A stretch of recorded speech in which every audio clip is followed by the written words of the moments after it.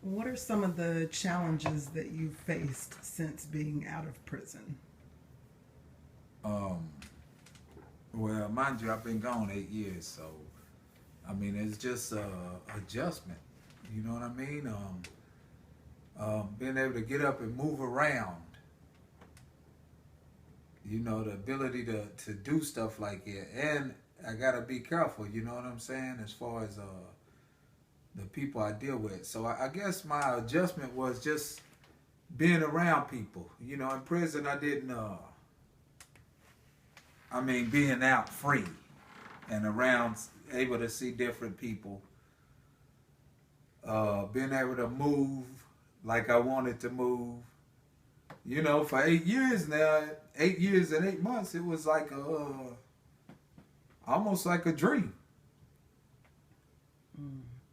You know, and I couldn't wait to get out. Like a lot of people in there, can't wait to get out. But you gotta also come out with a plan.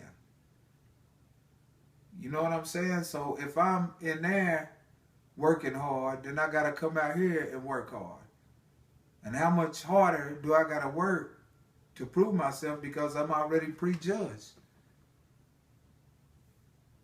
So that was the adjustment. You know, I always got up at about 5:30, and I would go and work out because they would open the doors at 6, so we'd be able to go to the gym.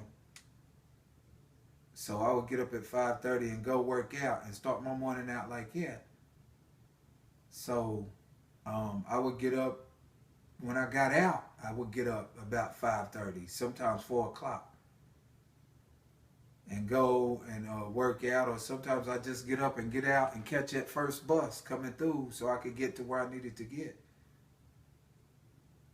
So the adjustment was, you know, just recognizing that I was free. You know, and I had to be leery of people because I don't know what they was doing or whatever, and I wasn't the one. I don't want to go back. I'm still on paper. I got 8 years of paper, and my plan is not to go back. And I know I can only do that with the Lord's help, because without Him, I'm probably doomed. You know, this is one way of helping me not forget that I've been to prison. 7 months out now and some change. You know, people start forgetting. Now I'm almost 10 months out. People start forgetting. And I can already think of two people that got out, ain't been out 3 years, both of them, or whatever, and they right back in prison. And they facing 25s, 20 years and 25 year sentences. You know, and I remember, you know, one of them when we went in, we was sick. And now he got out and now he's going back. So you see, he had a hard time adjusting. You know what I mean? So, I mean, with the Lord's help, He allowed me to take it in stride. He allowed me to remember that I was working for 40 cents an hour.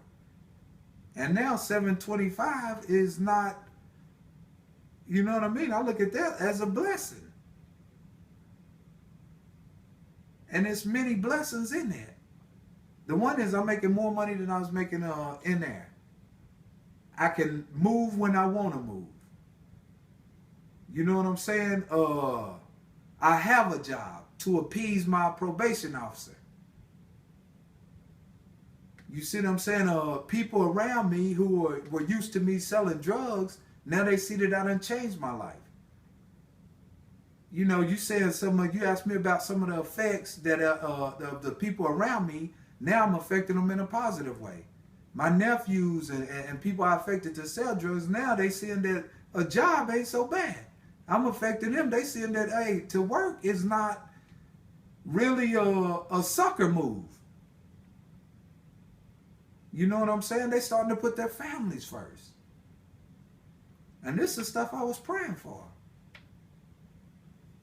So Elaborate a little bit more on what you mean by you have to be leery of the people that you're around. What does that mean? I mean, people in and of themselves are selfish. So, okay, say I go down, my first move was when I got out, I'm going to go down on the block where I used to hang out. And I walk down there. And the police run up on us. And they throw the drugs down on the ground. You know what I'm saying? And the police come up and say, well, these are somebody's drugs. I'm the likely candidate. That's the first thing. Secondly, I have a history. And so in order for me to not put them in a position and not to put myself in a position, I need to be leery of where I'm going. Ain't nobody gonna care more about your life than you.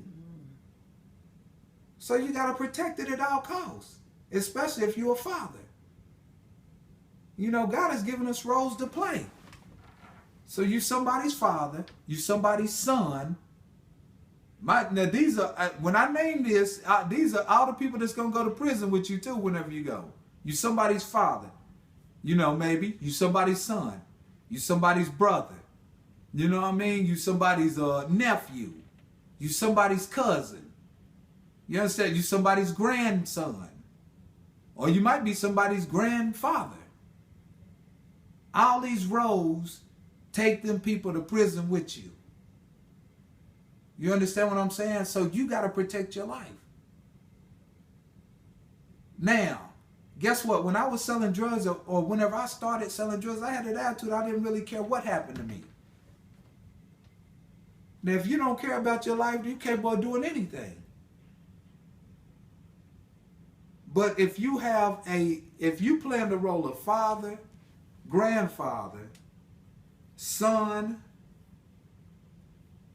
grandson, husband, I left that out, husband, very important, close cousin, close nephew, you got to remember that you are not the only one. You have to protect your life.